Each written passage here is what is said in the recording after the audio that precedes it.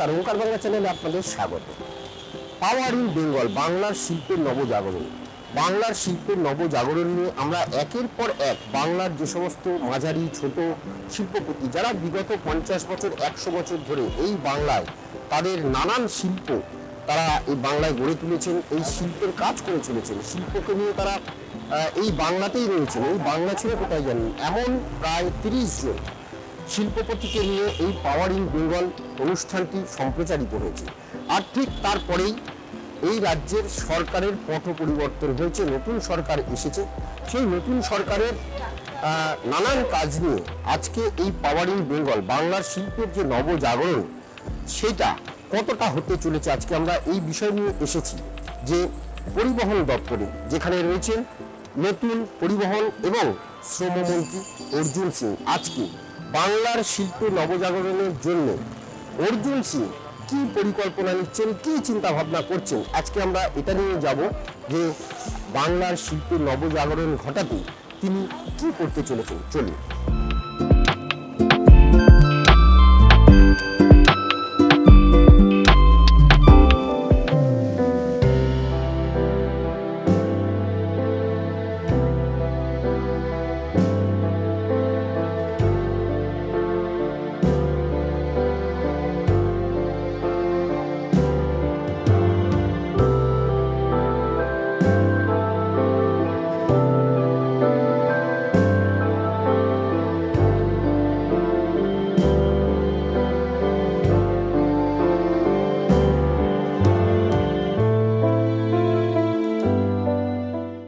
ওঙ্কার বাংলা চ্যানেলে আপনাদের স্বাগত। পাওয়ার ইন বেঙ্গল বাংলার শিল্পের নবজাগরণ। এতদিন ধরে আপনারা দেখেছেন বাংলার বিভিন্ন যারা এই বাংলায় গত 50 বছর 100 বছর ধরে এমন এমন শিল্প তারা কাজ করে চলেছিলেন, তাদেরকে আমরা তুলে নিচ্ছি পাওয়ার ইন বেঙ্গল অনুষ্ঠানে। আর তারপরে সরকারের পরিবর্তন, আমাদের যে এই পাওয়ার ইন বেঙ্গলের ক্যাচলাইন ছিল বাংলার শিল্পের নবজাগরণ। তো সত্যি নতুন সরকার বাংলার শিল্পের নবজাগরণ সত্যি কি সম্ভব? নতুন সরকার যেভাবে কাজ করছে আমরা কোথাও একটা আশার আলো দেখছি। তো সেই বাংলার শিল্পের নবজাগরণ নিয়ে আজকে আমরা এসেছি পরিবহন মন্ত্রী এবং শ্রমমন্ত্রী মাননীয় শ্রী অর্জুন সিং মহাশয়ের কাছে। অর্জুন দা, আপনাকে স্বাগত আমাদের পাওয়ার ইন বেঙ্গল অনুষ্ঠানে। অর্জুন দা, যেটা যে কোনো রাজ্যের ক্ষেত্রে 5টি যদি শিল্প থাকে তার মধ্যে অন্যতম হচ্ছে পরিবহন শিল্প। বহু মানুষ এর দ্বারা যাতায়াত থেকে শুরু করে প্রচুর মানুষ এর সঙ্গে জুড়ে রয়েছে, কর্মসংস্থান হচ্ছে। সেই জায়গাটা থেকে আপনি যেভাবে কাজ শুরু করেছেন গত 2 মাসে আমরা দেখছি কোথাও একটা আশার আলো দেখছি, আরো কি পরিকল্পনা আছে আপনার? এখনো তো কিছুই কাজ করতে পারিনি আমরা, কিন্তু আমরা যেটা পরিবহন দপ্তরের সব থেকে ডিমেরিট আছে, পরিবহন লিকেজ অনেক আছে। যদি আপনি লিকেজ বন্ধ করতে পারেন, লিকেজ মিন্স চুরি যদি বন্ধ করতে পারেন, এখানে কত লেভেলে চুরি আছে মানে ভাবা মুশকিল আছে। সেটা যদি বন্ধ করা যেতে পারে তাহলে কিন্তু পরিবহন দপ্তর একটা রাজ্যের জন্য ব্যাকবোন হবে বিজনেসের জন্য। অত মানুষের ইনভলভমেন্ট, অত মানুষের চাকরি, একটা বাসের সঙ্গে প্রায় 3.25টা ড্রাইভার আর 3.25টা কন্ডাক্টর, মানে একটা বাসের সঙ্গে 10 জন ইনভলভমেন্ট আছে। কিন্তু সমস্যা ওইটাই আছে, ডিসব্যালেন্স করে দিয়েছে পশ্চিমবাংলা যে বিগত 49 বছরের সরকার, 34 বছর বাম জমানা আর 15 বছর তৃণমূল জমানা। পশ্চিমবাংলা মানুষ সারা পৃথিবীতে ঘুরে বেড়ান, বেড়াতে গেলে আমার মনে হচ্ছে প্রত্যেকটা 4th ম্যানকে যদি জিজ্ঞেস করবেন তারা বলবে আমি পশ্চিমবাংলা থেকে এসেছি। ভারতবর্ষের মধ্যে দেখবেন বেশ মানুষ ঘুরে বেড়ান, সবটাই দেখি আমরা, কিন্তু বাংলা ইমপ্লিমেন্ট করতে পারছি না।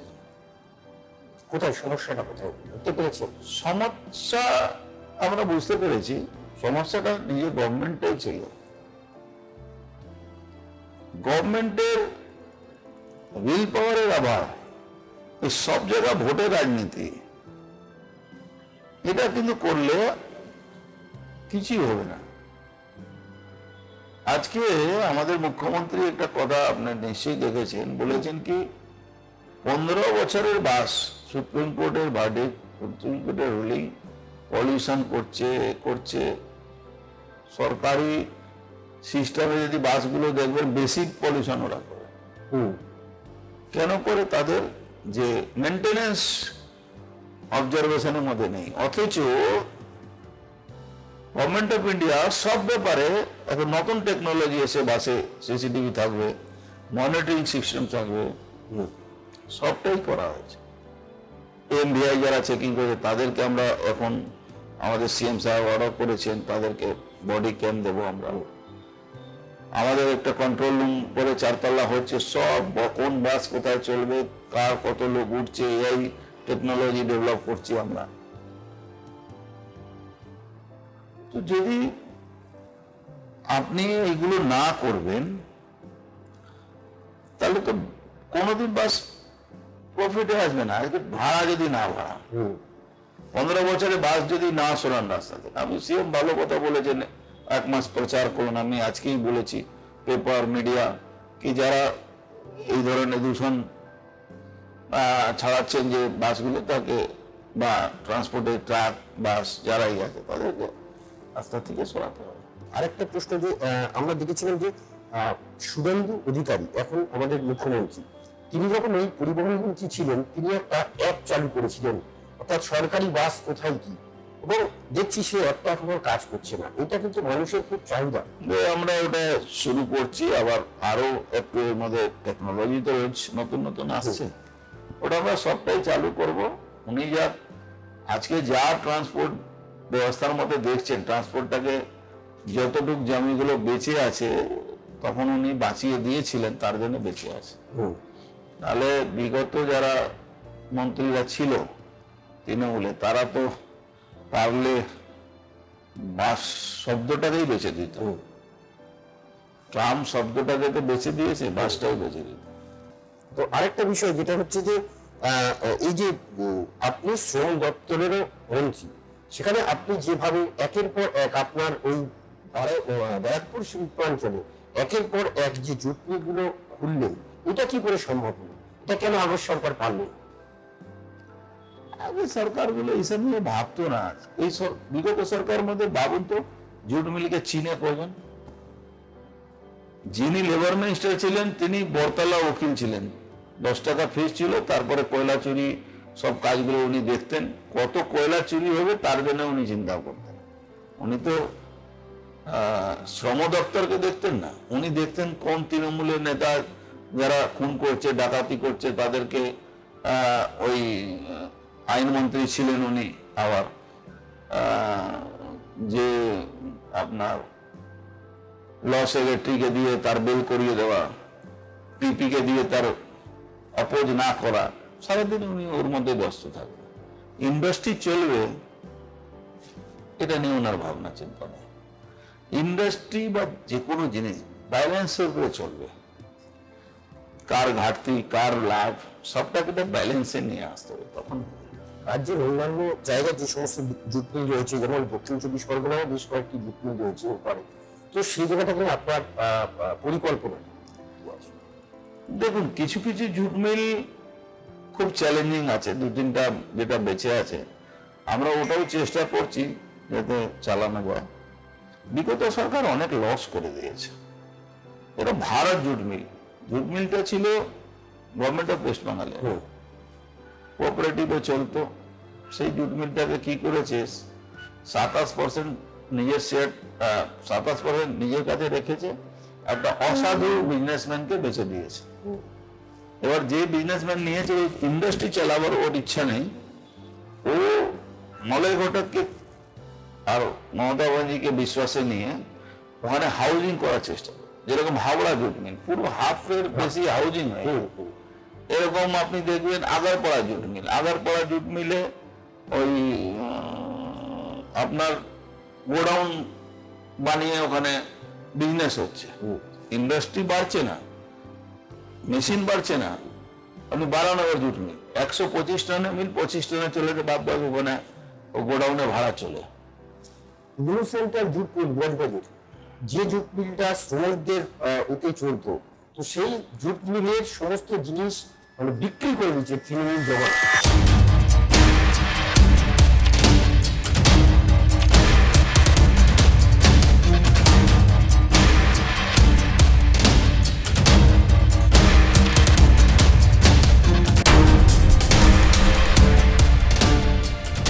ইস্ট ইন্ডিয়া কোম্পানি যখন ভারতবর্ষ ছেড়ে যাচ্ছিলেন, তখন একটা পাটের যে শিল্প একটা বাজার তৈরি হয়ে গেছিল। সেই কথা মাথায় রেখে এশিয়ার সবচেয়ে প্রথম হুগলি নদীর তীরে এই জুট মিল তৈরি হয়েছিল, নিউ সেন্ট্রাল জুট মিল। তার দুটো ইউনিট ছিল, অ্যালবিয়ান একটা লথিয়ান। এই মিল শ্রমিক সংগঠনে দ্বারায় মিলটা চলতো। একাধিকবার এই মিল বন্ধ হয়েছে, কিন্তু বিভিন্নভাবেও বন্ধ হলেও চলতো। এখানে একসঙ্গে প্রায় 14,000 শ্রমিক কাজ করতেন। বিভিন্ন জায়গা থেকে শ্রমিক আসতেন, দেশের বিভিন্ন প্রান্ত, গুজরাট, সুরাত, ওড়িশা, বিহার, পাঞ্জাব, হরিয়ানা। আজকে সেগুলো ইতিহাসের পাতায়। এই মিল 2014 সালে থেকে এক সম্পূর্ণ মিলটা বন্ধ হয়ে যায়। 13 সালে ঢুকছিল মিলটা। শ্রমিক সমবায়ের দ্বারায় এই মিলটা চলতেন। বামফ্রন্ট আমলে একাধিকবার মিল বন্ধ হলেও কিন্তু মিল চলতো।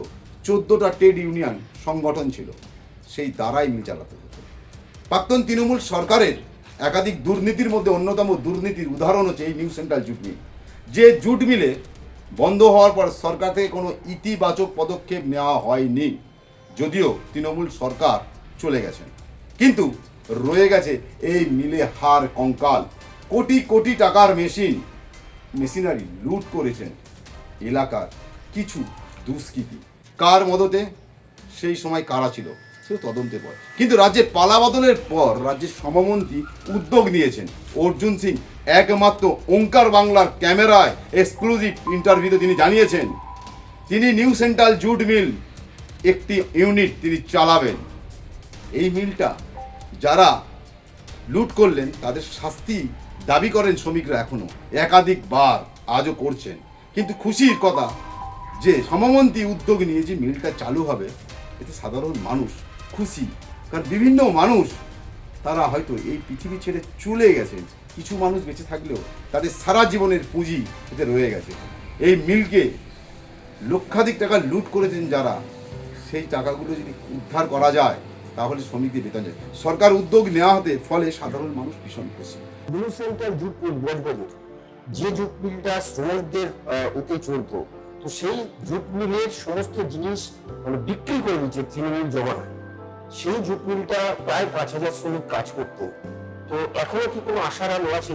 নিউ সেন্ট্রালকে চালাবার জন্য আমি চেষ্টা করছি, আমি যাতে চলে নিউ সেন্ট্রাল চলবে, চালাবার চেষ্টা করছি। এরকম আরো কয়েকটা জুট মিল আছে প্রায়, যেটাকে সব মেশিন পত্র বেছে দিয়েছে, সেটাও চালাবার চেষ্টা করছি। তার মানে একটা গড়িপুর আছে, নিউ সেন্ট্রাল আছে, কনরিয়া জুট মিল আছে। এইগুলো মালিকগুলোকে ডেকে ডেকে বা ওরা চালাবে, নাহলে ছেড়ে দেবে, আমরা একোয়ার করব আর নিয়ে ওই পিপিপি মডেলে চালাবার চেষ্টা করব।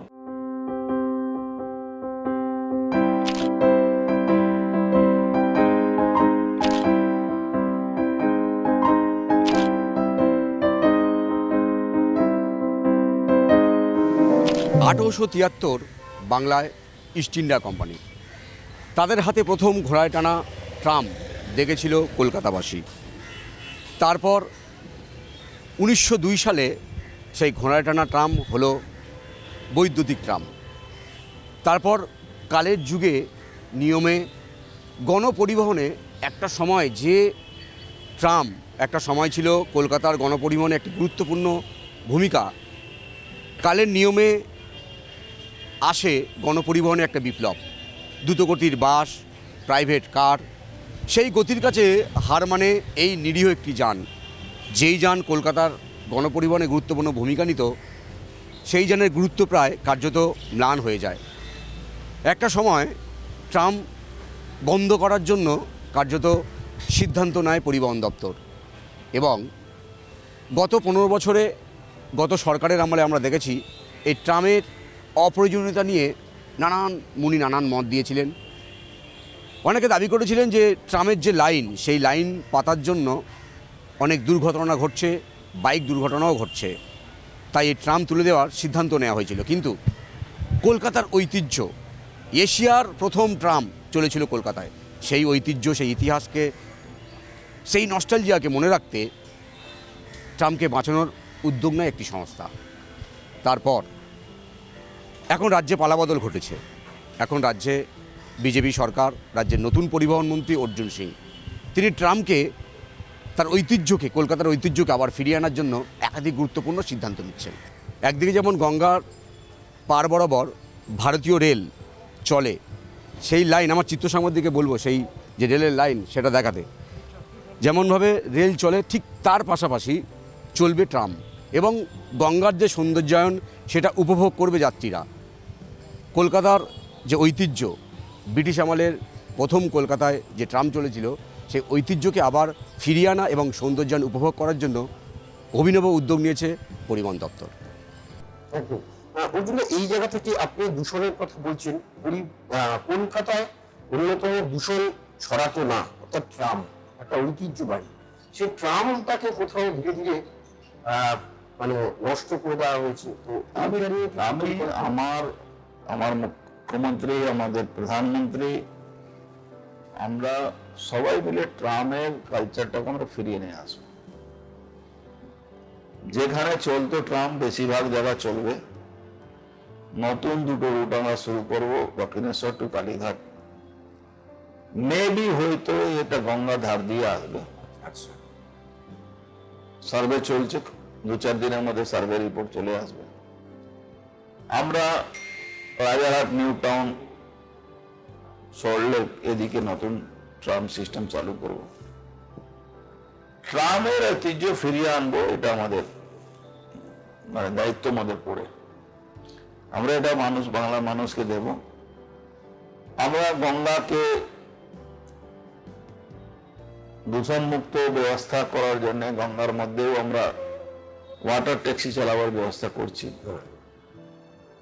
সমস্ত ধামগুলো যতগুলো গঙ্গার ধারে দিকে আছে সেখান থেকে আসা, বা এখন বড় বড় হাউজিং কমপ্লেক্স গুলো গঙ্গা ধারে হচ্ছে, ওখান থেকে ওদেরকে কলকাতা আনা, এই ওয়াটার ট্যাক্সি যেরকম মাকাও টু হংকং দেখবেন ফেরি সার্ভিস চলে, 1 ঘন্টার মধ্যে মাকাও টু হংকং পৌঁছিয়ে দেয়, সেরকম ব্যবস্থা, হাই স্পিড, হাই টেকনোলজি, সব রকম তাদের সুরক্ষা ব্যবস্থা নিয়ে এই কাজটা আমরা করব আগামীতে।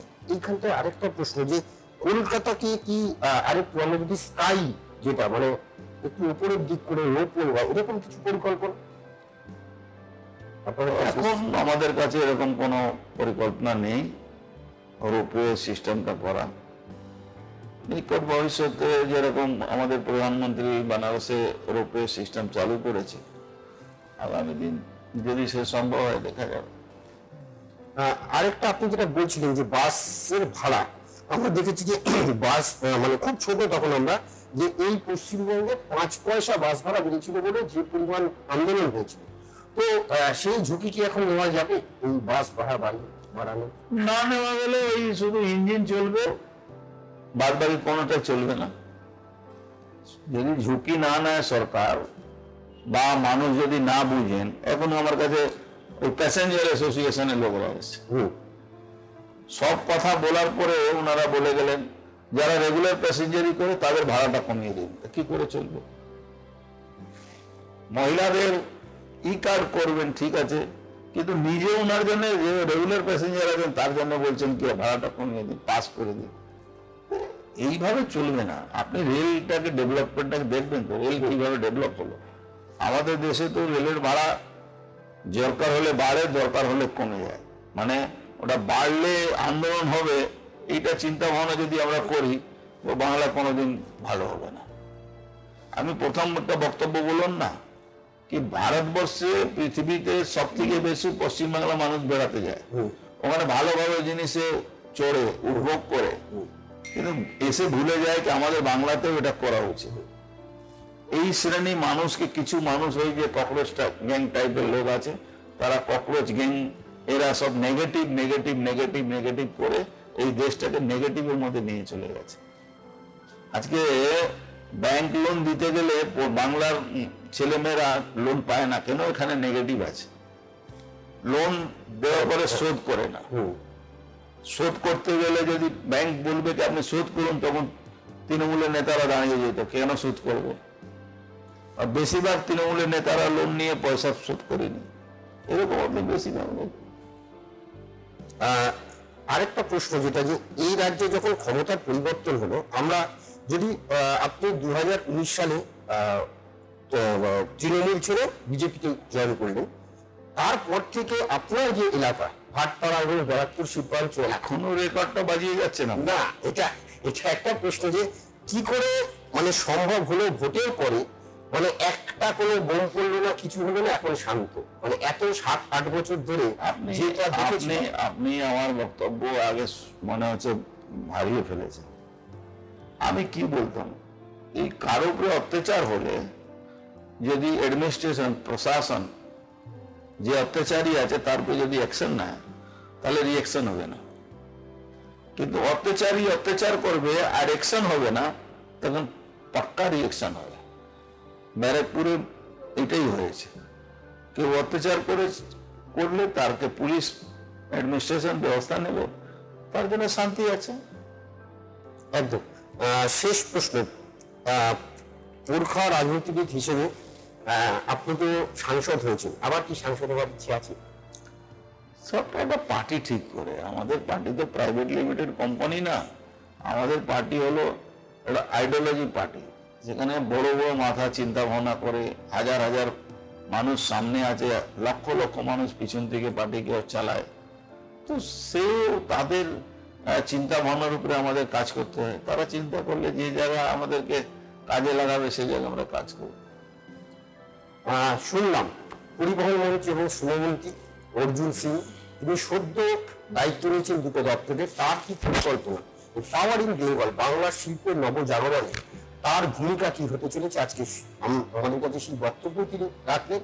আমরা আশা করব যে অর্জুনরা যেভাবে যে গতিতে কাজ করছেন, এই গতিতে বাংলার এই যে বললেন যে প্রচুর মানুষ বেড়াতে যান, আর বাংলার যে নেগেটিভ, এই নেগেটিভটা ধীরে ধীরে হয়তো মানুষ পজিটিভ দিকে আমাদের নিয়ে যাবে। এটাই হবে আমাদের পাওয়ার ইন বেঙ্গল বাংলার শিল্পের নবজাগরণের সাফল্য। নমস্কার, সবাই ভালো থাকবেন।